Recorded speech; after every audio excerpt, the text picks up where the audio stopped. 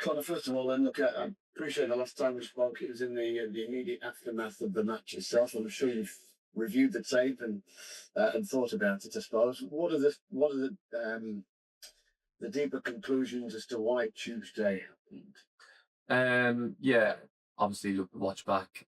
You know, went into a lot of kind of deep thought into what I felt was wrong about the night because, like we all know, it was a poor night and one of them off games. So, yeah, look, obviously there'll be an in-depth meeting this morning regarding that, and what I exactly feel like went wrong. Was it a game too many for some as well at the same time? Potentially, and it was just a flat night. I think, look, what went wrong would stay in house in our meeting, and that would be spoken through today, and hopefully, obviously, then we'll move forward in a good place heading into Exeter.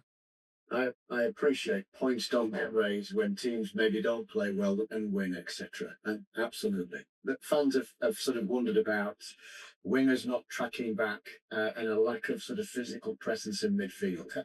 How would you respond to that and it not being there the other night? Yeah, I think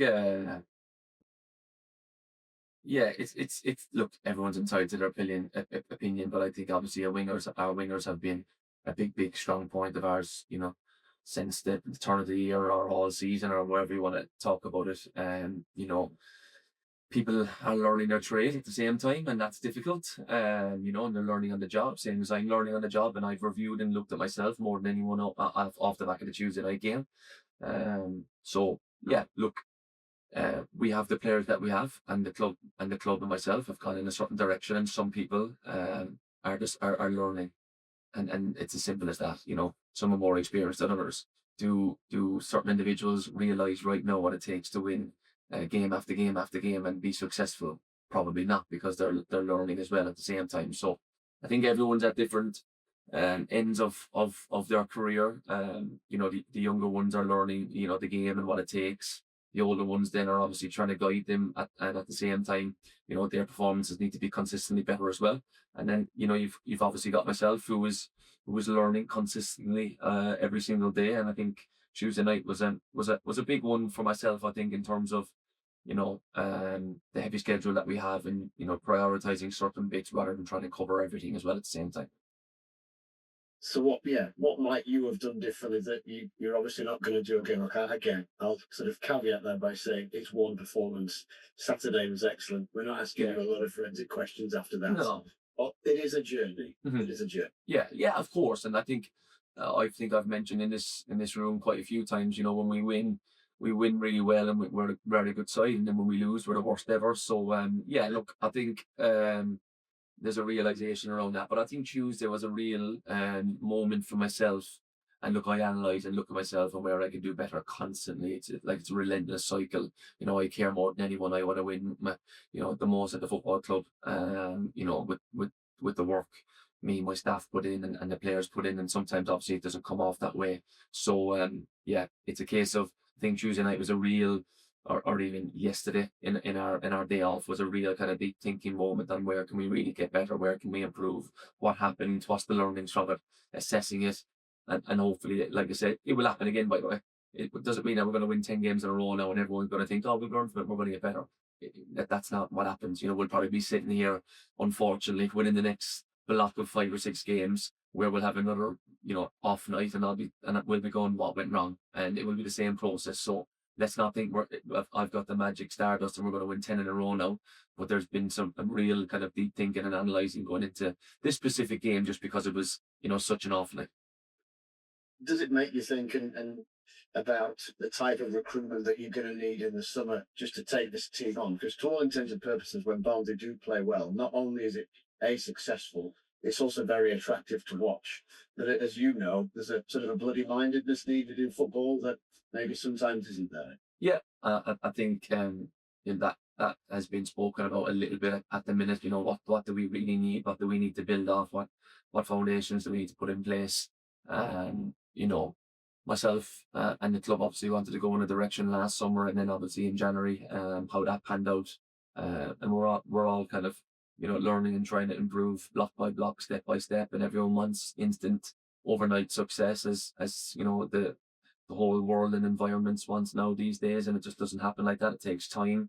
You know, if you look at my playing career, it took me 12 years from moving over to England from 16 to 28 to get to the Premier League. So, would that be, a journey in itself? And that's my kind of playing career journey. So it takes time. It takes real time. Um, moving forward, what about team news then? We spoke about Kelly, didn't we? Is everybody else okay from the other day? Yeah, everyone's in a decent place other than kind of Josh, Tawanda, and Patrick Kelly. I think Pat's probably looking at missing the next couple and hopefully having him back from Mansfield. Josh and Tawanda are probably going to be back in the international break, so you probably see them back involved in the training group slash squad slash available for selection. First game back after international break, that's kind of the games that we earmarked for both of them. So yeah, we need to, over this next 5 games up until international break, that's not been confirmed that it's going to be called off yet either, but that is the game that's over the international break. We've got 5 games up until that point. Can we get that little bit of luck with injuries and have the squad that we have right now up until that point? Because other than Mark Roberts, who wasn't in the squad on Tuesday, that's our lot. On the bench at the other night, that's our lot. No one else is missing. It's just Pat, Josh, Tawanda, and Mark Roberts, who's the only fit one and not in the squad. So from that point of view, we need a little bit of luck in this little short period of time up until that international break until we get some, a couple of bodies back. With regards to Earl, forgive me, is that a setback? Were you expecting him back sooner than now? No. Yeah. He obviously broke a bone in his foot, and he's been to see specialists and had scans and all the rest of it. And that was leading up to the Liverpool game, and it was a quite long period setback in terms of his injury in the first place, in terms of breaking a bone in his foot. So that needs obviously a significant time to heal. Exeter then, the next challenge under new management. What are you expecting from them this weekend? Yeah, they're a team. Obviously, Lewis just mentioned to me that was probably our last really really poor performance. We've obviously lost games in the meantime, of course, but in terms of the Wickham game on Tuesday night being a really off night, I think the last real off night we had, or last real off day we had, was Exeter away. So we need to put that right as well. In terms of them, obviously, look, they've got a new manager. They had a draw during the week, and they're a team that can cause you problems if you're not ready for it, same as every other team. So yeah, look, we really need to focus on ourselves over these next couple of days and get ourselves right. Obviously, look, they'll be analysing of Exeter, of course, and we always do our homework from that point of view.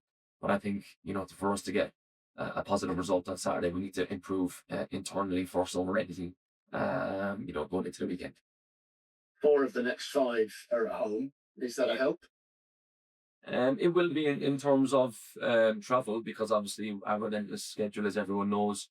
We obviously hope that would get kicked off to a good start against Wickham on Tuesday night, and it was 5 and 6 home games. That obviously wasn't to be the case. So look, whether it's going to be a good thing or not, time will tell. But we really need to bounce back from Tuesday night and put in a real positive performance at home. Best of luck. Thank you. Cheers. Hi, Conor. You mentioned a game too many for a few players, obviously with a fairly thin squad in certain areas, and the schedule's only going to get worse. So, 5 games in the next fortnight. How sort of concerning is that? If it's game too many now, what will they be like in 5 more games in 2 weeks? I've got no answer for you, but we are where we are in terms of squad. We are where we are in terms of our schedule. So we're trying to manage as many lads as best we can. Like I said to you a couple of weeks ago, I can't remember exactly, but I said, team sheet will come out and 1 or 2 won't be playing, and that's the relentless nature of our schedule and our thin squad. So yeah, I don't have an answer for you, but I'm hoping that how we're looking after him on and off the pitch is going to make him get through this period. It's a period that I've probably not often seen in my playing career, never mind that my first kind of full season in management, and probably won't see again for quite a while. If the Northampton game's called off, we don't have a free week until the end of the season, which is quite unique and quite difficult. So we're trying to do the best I can from that point of view.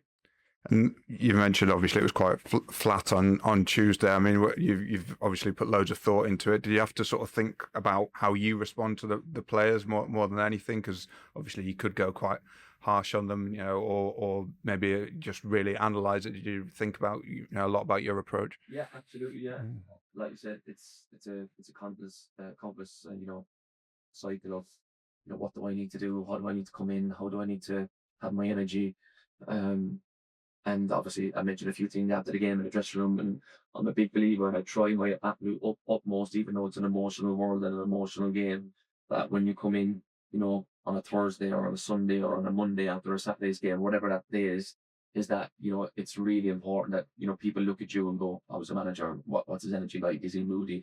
And I really, try to, have a real focus and a real, um, unemotional persona around me, because that was one big thing I didn't really like from managers when they were still really emotional after, going through a post-match game now and all the rest of it. So it would be a real calm approach, and how we can really get that. Obviously, you mentioned Exeter changed their manager. You'll have many times in your playing and managerial career, you'll have come against a team that's just changed managers. Is that does that change sort of when they do change manager? You think, oh, we don't really know what to predict here, or it'll be something different. They might have a bounce. Is that a real thing from your point of view?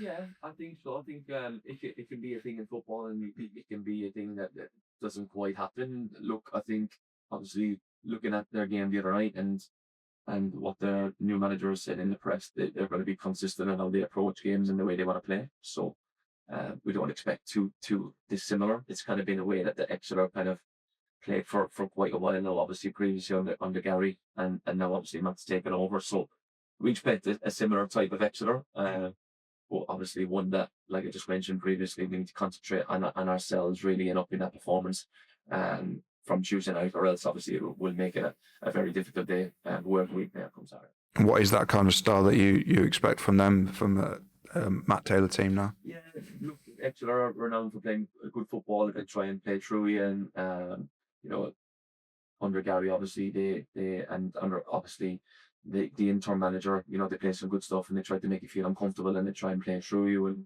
they scored some really good goals away to Peterborough a few games ago when that was a 3-3 draw. So yeah, they're a team that play football in a really good way that I like to watch, and I expect to see that as well moving forward. And just the last one on the injuries, Tawanda, is he still at Wolves, or will he be coming back to you soon for his rehab? Yeah, no, he's at Wolves doing that, but obviously look, when he's fit and been passed clear basically to resume training, which we expect will be in the next couple of weeks, then he'll be back with us. Thank you, Conor. Cheers. Hi, Conor. The fact that you, since the turn of the year, you've not had the same result twice, good or bad. Obviously, we associate inconsistency with younger squads, but what can you sort of do about it in the short term to get more consistency into this side? Yeah, it's something that's been one of the really frustrating things of the season, really. I really felt like, I think that's probably why I've been so kind of down about the weekend games. I really thought off the back of Leyton Orient getting a win, which people have obviously been pointing at our away form, then bouncing into a home game with really good form at home. Can we take that next step? And we just weren't able to. So yeah, that was a big kind of disappointing reason around kind of the results on Tuesday night, and I think everyone felt that. And now people obviously, again, like I just touched on with Doug, will be looking at me today and go, how's the manager and how's the energy and all the rest of it. So it's something that the group need to realise in terms of it takes. I said this to them again after the game. It's hard work to win the game of football. It's even harder work consistently to win games of football week after week after week. And some people know that in the dressing room. Some people are unaware of that because they're at a different scale of their careers. So yeah, it's obviously my role to keep pushing that in their face, and hopefully the penny will drop for a couple of them to realise what it actually really takes to turn win after win after win. It's not easy. It takes real,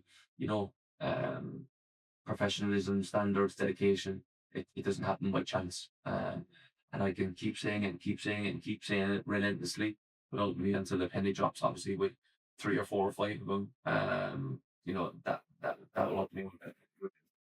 And for that penny to drop, does it have to come from more than just you? Do those lads in the dressing room who the penny has dropped, do they have to be really sort of forceful in pushing that message through as well? Yeah, I think so. I think me as a head coach, I push it and push it and push it constantly, but sometimes it's got to come from within as well.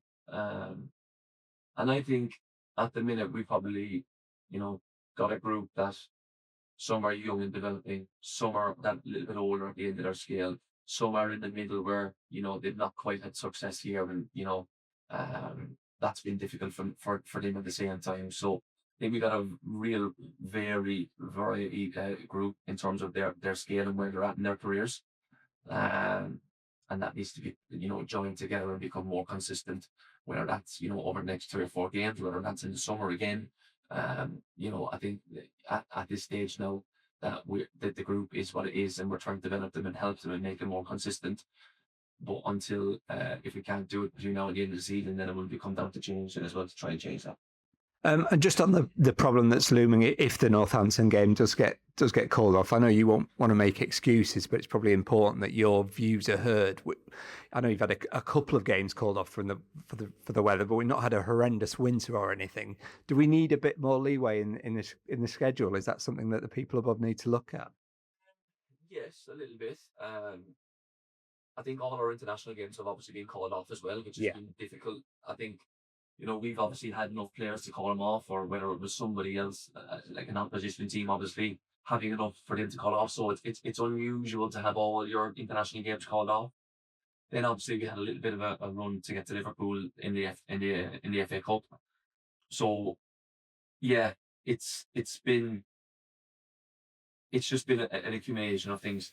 Obviously we went to Port Vale and there was bad weather for a frozen pitch. Yeah. So I just think that it's one of these seasons that, when you're in League One and League Two, certain bits and pieces happen to get games called off, and it's continuously just happened to us. So it's been one of them freak years, and with a bare amount of people that we have in our squad, it's been challenging. But it is what it is. We've mentioned it so many times now. It's frustrating, but I think everything that can happen to a League One team to get their games called off, it's just happened to us, unfortunately. And I just wanted to ask you lastly, if I could, there's been a lot of debate, particularly at the top end of the game, about sort of winning ugly and all this sort of thing. Obviously, you're a manager who has quite strong principles. Exeter like to play the game in the right way. Where do you sort of stand on that balance? Yeah, it's interesting. I don't think Mikel Arteta will care what I think, that's for sure. Yeah, like I said, very interesting topic currently. It's very obviously hot out there at the minute on how people see the game. I was at interestingly enough, I was at the Villa game last night against Chelsea. And Villa kept 4 people up from set plays, and that meant that Chelsea had to bring 4 or 5 players back, and it was very refreshing to see a very uncrowded penalty box for set plays, let's put it that way. Yeah, look, I admire Arsenal, for winning games constantly, first and foremost. However they win, it's unbelievable. The amount of clean sheets they keep, the amount of games they win. Do I like to see the game played the way that they are doing? No, is my opinion. And I think it's a difficult watching them at the minute. Unbelievable players, unbelievable club, a fantastic manager has had to build, for years, which has been a real good approach from Arsenal point of view. With all the noise now in the world, they could have easily maybe, changed the manager on an unsuccessful season, but they stuck true to themselves, and now they're coming through, and looks like they'll have a really successful season this year. But I do think, look, with VAR and all the rest of it, there needs to be some sort of review on the game, when the summer comes, because the amount of time wasting now with keepers going down. We all use it, by the way, I do. The amount of long throws and set plays, the amount of ball in play, that's what it was maybe a couple of years ago, the top level. I actually watched Birmingham against Middlesbrough on Monday night, I think it was, and I thought it was a great game just because it was free flowing. It was, yes, set plays, but no VAR, no time wasting. 2 teams tried to play the game in a good way. There was an attacking style of play. If a set play happened, it happened quite quickly. There was no reviews in terms of, VARs and all the rest of it. And right now, 2 top teams in the championship going head to head, I really like watching it because it's quite free flowing and there's no major stoppages in the game. So I went to watch Villa last night, 2 top teams, loved watching it. Chelsea were amazing. I thought they were a really good side, played some really good football. But Ollie Watkins scored. There was a review.